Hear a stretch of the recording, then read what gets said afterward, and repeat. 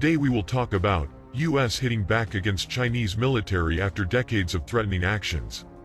The United States is pushing back against stepped-up Chinese military activities near Taiwan and in the South China Sea as a means of deterring a conflict with Beijing, Secretary of State Mike Pompeo says. China in recent days has conducted large-scale military exercises and provocative jet flights near Taiwan in what China's state media say is a response to a visit to the island by a senior State Department official last week. China's military fired 4 missiles into the South China Sea last week, and the People's Liberation Army this week posted a video online showing a simulated Chinese bombing strike on the American territory of Guam.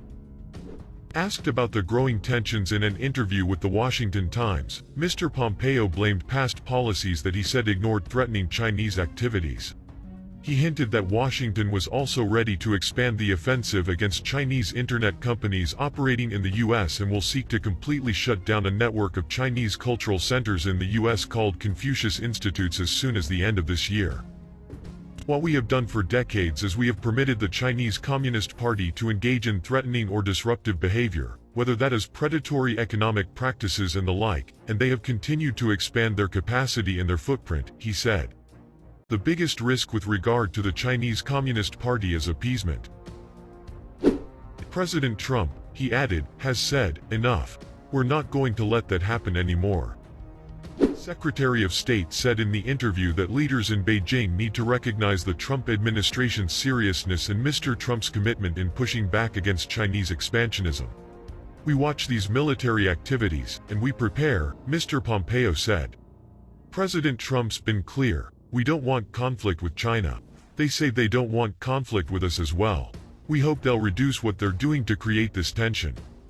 The increase in saber-rattling and threatening rhetoric from China has worried some U.S. officials, who see the activities as possible signs that Beijing is preparing for some type of military action. The state-run Global Times, viewed as China's most xenophobic state-controlled outlet, warned in an editorial this week that the series of military exercises near Taiwan could be a prelude to an attack on the island.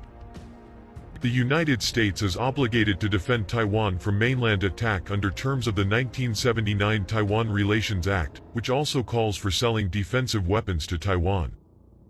The Trump administration recently formalized the long-delayed sale of 66 new F-16 jets to Taiwan in a deal worth $8 billion.